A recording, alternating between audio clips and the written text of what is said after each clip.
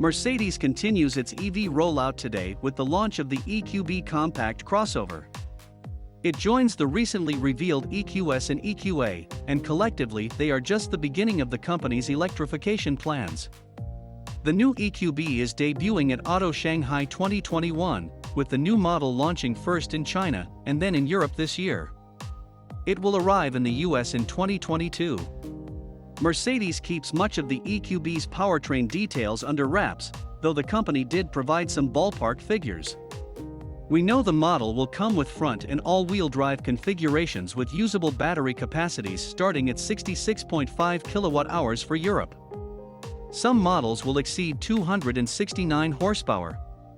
The model will launch with an AMG line trim that offers 288 horsepower in China. Mercedes did noted that the EQB 354 Matic would offer 297 miles of range on the NEDC cycle and 260 miles on the WLTP test regiment. We expect it'll have a lower range rating from the US EPA. Performance details about the US spec EQB haven't been released yet, though we predict they'll be similar to what Mercedes will offer in Europe. Mercedes gives the EQB the brand's requisite styling features, the black panel grille and continuous full-width lighting strip at the front and rear.